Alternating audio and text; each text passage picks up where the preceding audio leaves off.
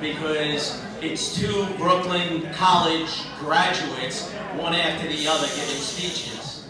And what we kind of have in common is Dr. Sherman graduated Brooklyn College at the top of his class. I graduated Brooklyn College in '83, probably at the bottom of my class.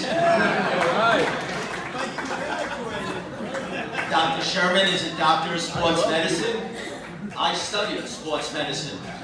I didn't get the D and the R before that, but it's an honor finally hearing your name, but I was smart enough not to have to sit in your office. After 30 years of running, hopefully I won't ever have to sit in front of your office. But it's nice meeting you, another fellow Brooklyn Gap. Jeff, it's an honor tonight to present you with the Guinness Book of World Records for most selfies ever taken on an iPhone. I'm sorry, that's next week's award. Sorry. I've been a little disheveled. I actually drove to Staten Island yesterday, stopped at Ocean Breeze, worked on this speech, and was ready to come here and realized it's not till tomorrow night. So I'm a little bit nervous, so just bear with me. As you know, when Jeff asked me to present this award, I really didn't know what to say, because you know, if you've ever been on the phone with Jeff, you really don't get to say much. He basically said, Lou, I'm in a bind, I need a favor. I said, sure, Jeff, how can I help? Well, Bloomberg is booked, Obama is booked, Bush is booked, and Mayor de Blasio has no idea how to get to Staten Island.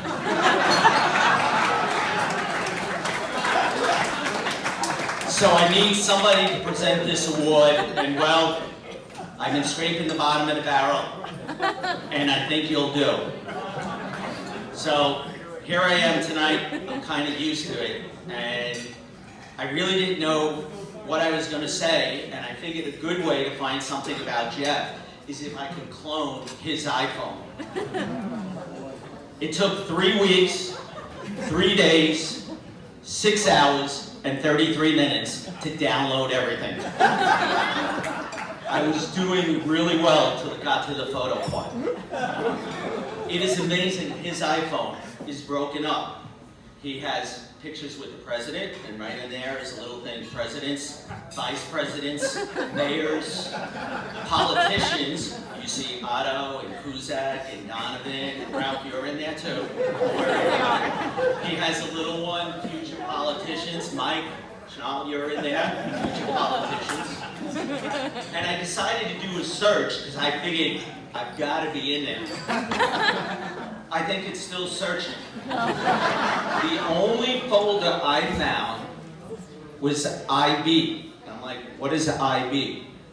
And I look, and it says June 12, 1982, IB, and there's a picture of Jeff winning a race. He beat me. He doesn't even have a selfie with me and him, and he's asking me to talk tonight.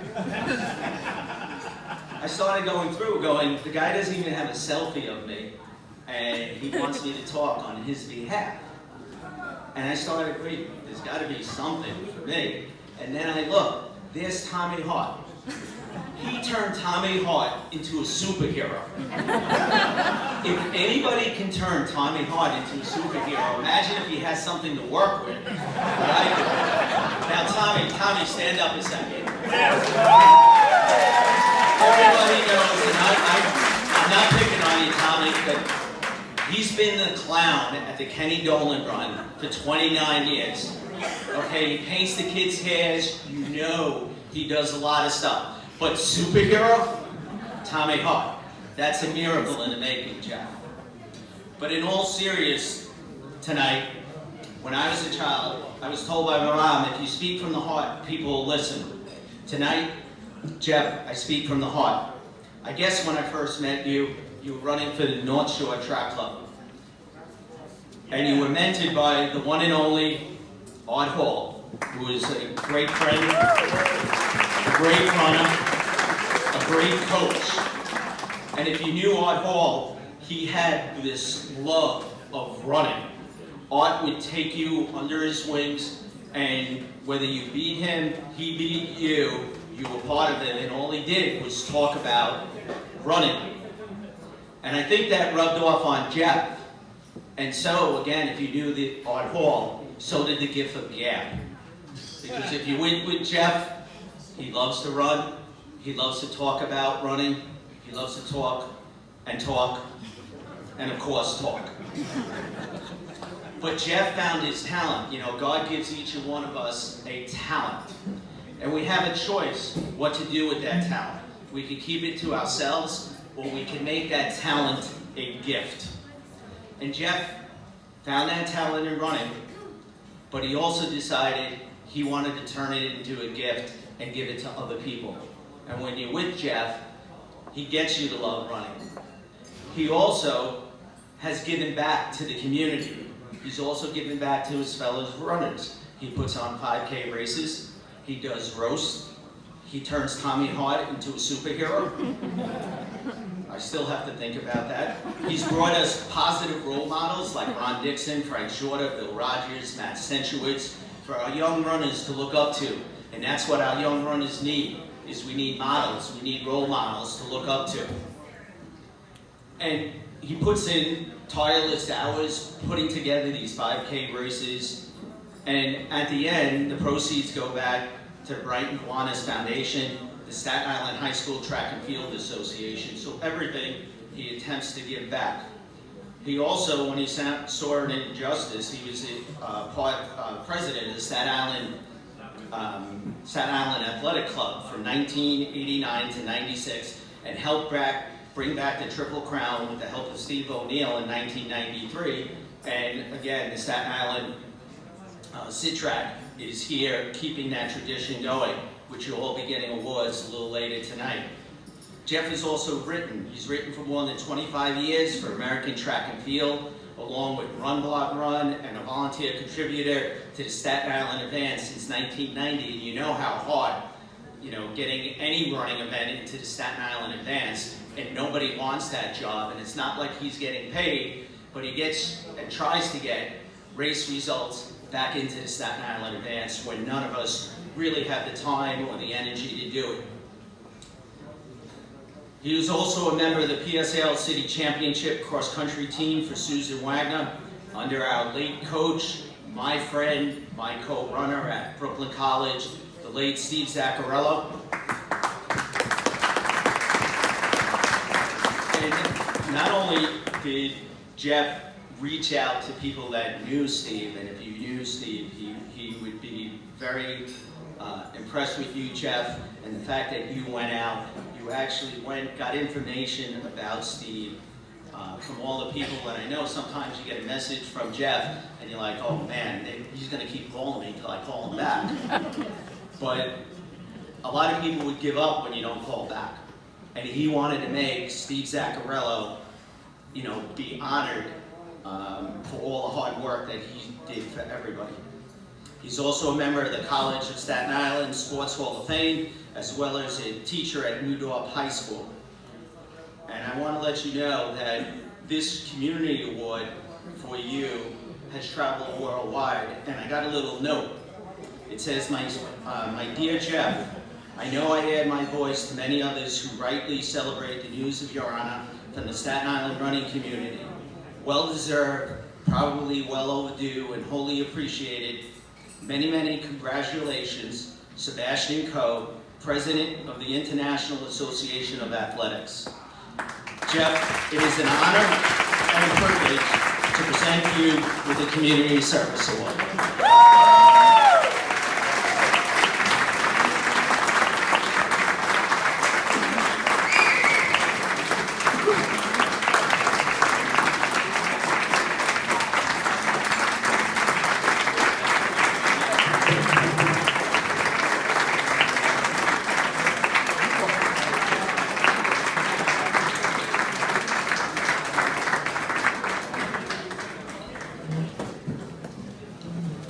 Thank you very much. Well, Michael McVeigh, it looks like I don't gotta get roasted at the Staten. I'm not the next victim. To follow behind Lou Vazquez is not unusual if you remember the kind of competitor that he was and still is. Thank you, Lou. I'm beyond grateful. I'd like to thank Bill Allard and my friends and supporters on SITRAC, and especially to the Triple Crown winners who have shown endurance, perseverance, and great consistency over trying course races. Congratulations. Before I begin, though, I'd like to bring up 3 people who I truly believe would be here tonight, but due to health challenges facing them, they are not. So please keep in your prayers and thoughts Larry Ambrosino, Jack Minogue, and Peter Mancuso.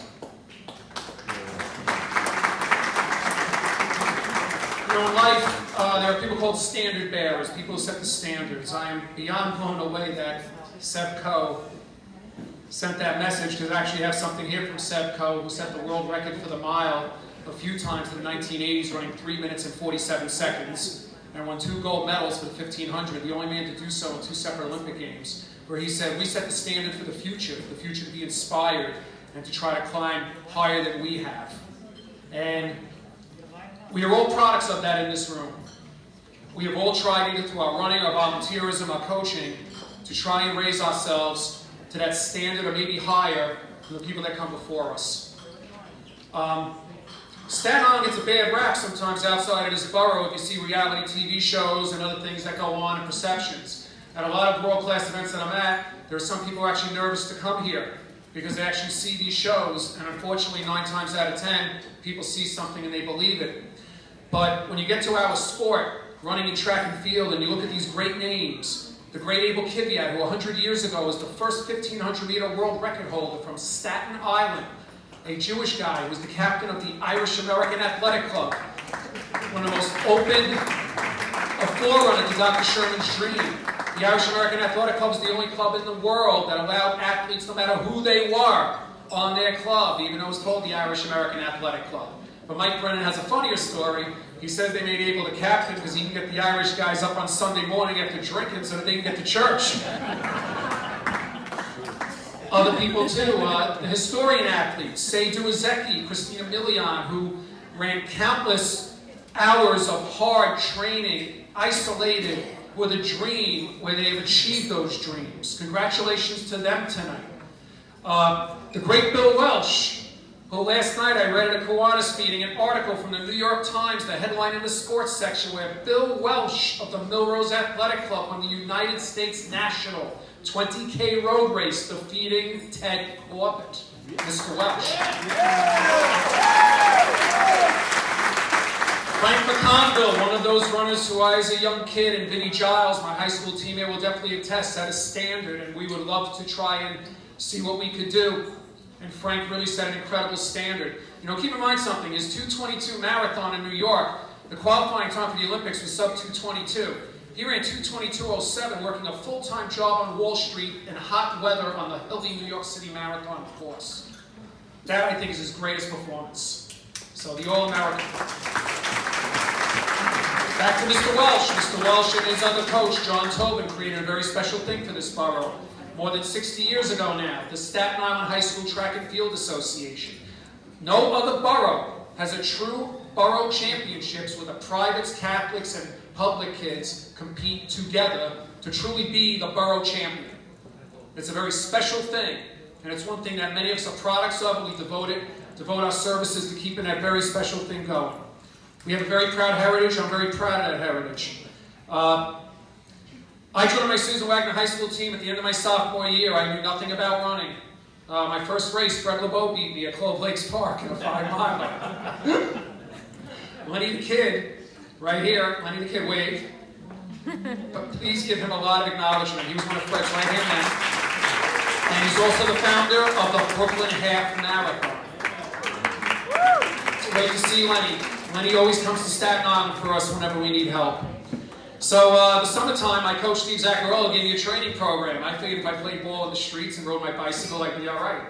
I learned after my 3rd day of practice in September that my high school career was almost over. I quit. However, when I came home every day, I would still run.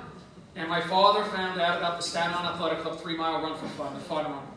And it was a great baseball player, Jack Tracy. almost a 69 met. But Jack was a phenomenal runner, 40 years old. He was running close to 18 minutes for 3 miles. And I ran with Jack. Jack beat me, but I didn't know where the finish line was, and I said, I'm getting this guy next week. So, and keep in mind, that era was full of unbelievable runners. We had people, you ran 25 minutes for 5 miles in the early 80s, you were not winning a race on Staten Island. Because you probably finished 5th or 6th. The boom during that era was unreal. It was Ronald Obie who took me to my first off-island race, the Bayonne Bridge Run, which Tony Galata shouldn't have run because he was on the Port Richmond High School track team, but he got away with it. 5-miler. And it was through him that I learned about Art Hall. And Art finished in the top 5 in the first 2 early New York City marathons, one time beating a fellow named Bill Rogers, and ran a 2:22 Boston Marathon.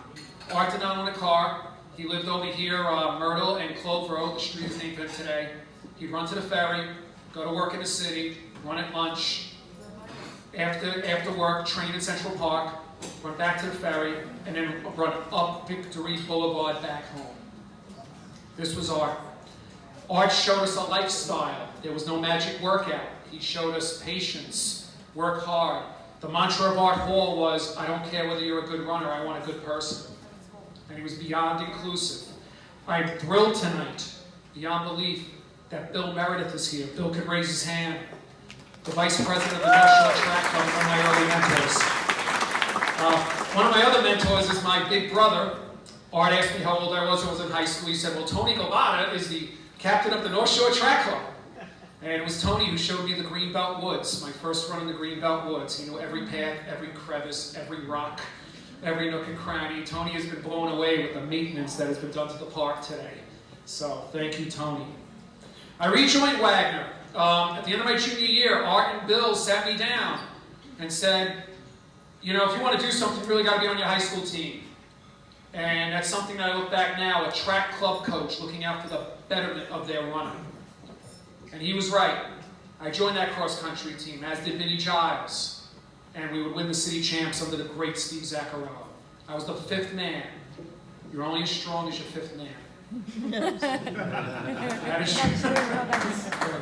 Throughout the years, because of Art and others, I've had the great opportunity, as have others in this room, to meet Olympians, to meet great people. I think one of our greatest events we had was last January when 300 people, mostly kids, showed up to see the great Matt Centrowitz, the Olympic gold medalist at the 1,500 meters, the first American to win it since 1908. He's the Chicago Cubs of running.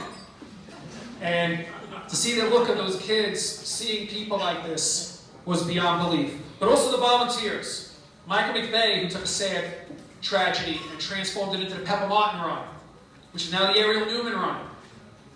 Mike Brennan, who was a young kid, I'd go to the fun run. I remember my father taking me one time, it was like 2 feet of snow on the ground. My dad's like, nobody's going to be here, what are you, crazy? And out of the car comes Mike with that wagon, and the next thing I know, 20 other runners are coming out. So, you know, that kind of stuff has been great.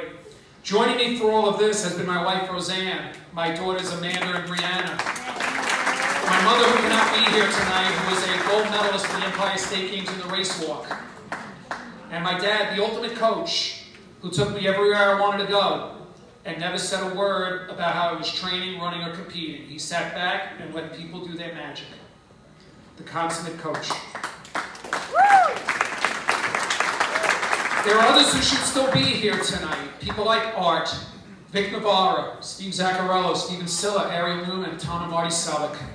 They should really be here. But fate would not allow it for whatever reason. I think it's our job to keep them always alive in our spirits. And as long as we remember them and keep that spirit going, the spirit of this sport, running, jumping, and throwing, will always continue to expand. And we've been rewarded, because most of you are aware that the next 2 Februaries we have been blessed in this borough. Staten Island's Ocean Breeze is hosting the United States National Indoor Track and Field Championships, both February 2019 and 2020. The best of the United States, Allison Felix, Matt Centrowitz, all these others. And if you've ever been to some of these national championships, just like a baseball game, old-timers show up as well. I would not be surprised if Jim Ryan is here. The coach of Houston is Carl Lewis. He will be here. He already booked his rooms at the Hilton. We will be having unbelievable people here with NBC coverage. This is the real deal. As we explained to Jimmy Otto, Lou did, he said, imagine this is like having a World Series game on Staten Island for our sport. And Jimmy has bought into it 100%. The standard bearers will always be there, whether on the road, track and field competition, or in volunteerism. And as long as all of us in this room and you young people continue that spirit, our sport will be in good hands. And no matter how you struggle in your race, your training, your life, this past week I wrote about Jim McEwen, the principal of South Richmond, who in May of 2017 suffered a severe stroke, paralyzed on the right side. But within 6 days, he's running the 10K trail race in upstate New York, and 2 weeks after that, running the Brooklyn Half Marathon. He refused to quit, and he left me with a mantra which I will carry to the end. The reward is in the struggle. Thank you very much. Thank you.